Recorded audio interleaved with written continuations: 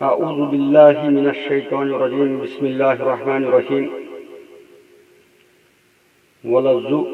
وَلَنُذِيقَنَّهُم مِّنَ الْعَذَابِ الْأَدْنَىٰ دُونَ الْعَذَابِ الْأَكْبَرِ لَعَلَّهُمْ يَرْجِعُونَ آمنت باللہ صدق اللہ العظیم۔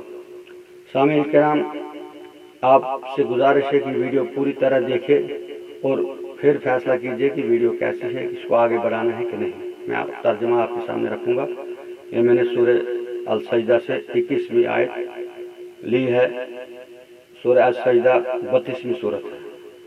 اس بڑے عذاب سے پہلے ہم اس دنیا میں کسی نہ کسی چھوٹے عذاب کا مزہ انہیں چکھاتے رہیں گے، شاید کہ یہ اپنی باغیانہ روش سے باز آ جائے۔ عذاب اکبر سے مراد آخرت کا عذاب ہے جو کفر و فسق کی پیدائش میں دیا جائے گا۔ اس کے مقابلے میں عذاب ادنا کا لفظ استعمال کیا گیا ہے، جس سے مراد وہ تکلیفیں مصیبتیں اور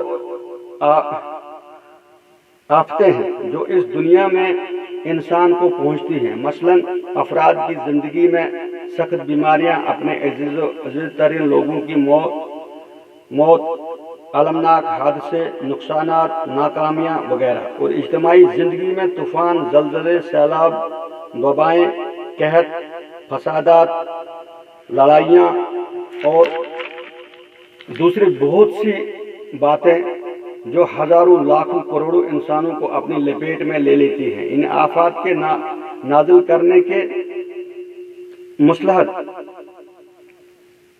مسلط یہ بیان کی گئی ہے کہ عذاب اکبر میں مبتلا ہونے سے پہلے ہی لوگ ہوش میں آ جائیں اور اس طرز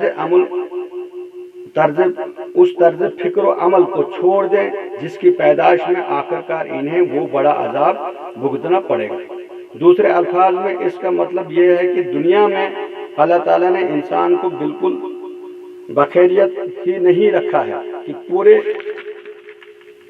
آرام و سکون سے زندگی گزارے، زندگی کی گاڑی چلتی رہے اور آدمی اس غلط فہمی میں مبتلا ہو جائے کہ اس سے بالا تر کوئی طاقت نہیں ہے جو اس کا کچھ بگاڑ سکتی ہو، بلکہ اللہ تعالیٰ نے ایسا انتظام کر رکھا ہے کہ وقتاً فوقتاً افراد پر بھی اور قوموں پر اور ملکوں پر بھی ایسی آفت بھیجتا رہتا ہے جو اسے اپنے بے بسی کا اور اپنے سے بالا تر ایک عالمگیر سلطنت فرمان روائی کا احساس دلاتی ہے۔ یہ آفات ایک ایک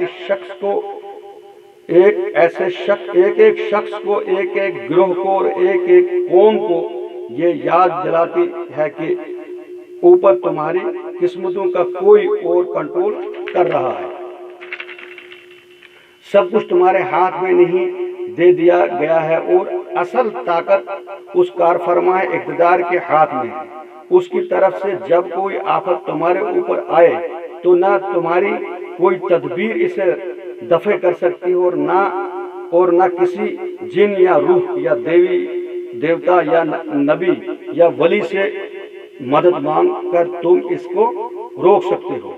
اس لحاظ سے یہ آفت صرف آفت نہیں بلکہ اللہ کی تنبیہات ہیں جو انسان کو حقیقت سے آگاہ کرنے اور اس کی غلط فہمی دفع کرنے کے لیے بھیجی جاتی ہے۔ ان سے سبق لے کر دنیا ہی میں آدمی اپنا عقیدہ اور عمل ٹھیک کرے تو آخرت میں اللہ کا بڑا عذاب دیکھنے کی نوبت ہی کیوں آئے۔ محترم سامعین، یہ تھا اس کا ترجمہ اور تفسیر جو میں نے آپ کے سامنے رکھا تھا۔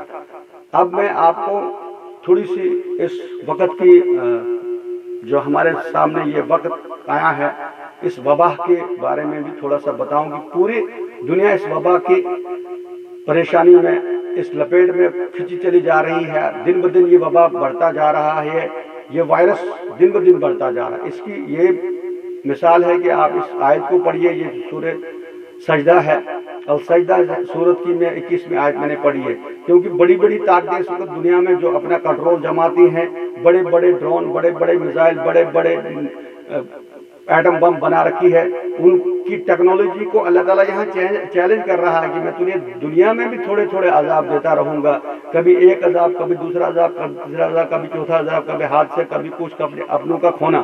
ये हमें याद दिलाता है कि आओ तुम्हारे ऊपर कोई ऐसी ताकत है जो तुम्हें अपने पास बुला रही है। हमने इससे सबक लेना है कि हमने इस चीज को लड़ने के लिए अपनी कोई टेक्नोलॉजी हमारी काम नहीं आएगी, सिर्फ कुरान और हदीस से हम इससे लड़ सकते हैं।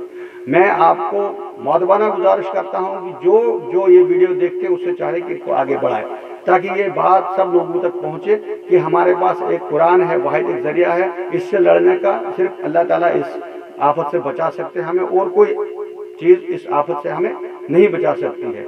तो दूसरी बात मैं ये कहूं कि इस वक्त जो लोग परेशान हाल हैं या बहुत कुछ परेशान है, ज्यादा से ज्यादा परेशान, उनको चाहिए कि अल्लाह की तरफ रुजू करे, नमाज की तरफ रुजू करे, वही हमारी मदद कर सकता है। इस वक्त बड़े बड़े मुल्क परेशान हैं, उन मुल्कों को भी ये चैलेंज है कि तुम्हें मैंने खुली छोड़ दे रखी थी, उस खुली छूट में यूरोपियन कंट्री ने क्या किया, उनको वो दिन भी याद दिला रहा। अल्लाह ताला चुप बैठा, 19 साल मुसलसल उन्होंने अफगानिस्तान में खून रेज़े की, लीबिया में खून रेज़े की, फलस्तीन में खून रेज़े की, इराक में खून रेज़े की, शाम में खून रेज़े की, अब भी खून रेज़े कर रहे हैं, अब भी वो बाज नहीं आ रहे हैं। उन्हें ये चीज देखकर, आज इस वायरस को देखकर कम से कम उन्हें बाज आना चाहिए और अल्लाह की तरफ पलटना चाहिए। हो सकता है अल्लाह उनके गुनाह माफ करे। अल्लाह ताला से दुआ है वो कहने सुनने से ज्यादा अमल करने की तौफीक अता फरमाए। रब्बना तक़ब्बल मिन्ना इन्नका अंतस समीउल अलीम व तुब अलैना इन्नका अंतत तव्वाबुर रहीम। व आखिरु दावाना अल्हम्दुलिल्लाहि रब्बिल आलमीन। अस्सलामु अलैकुम व रहमतुल्लाहि व बरकातुहू।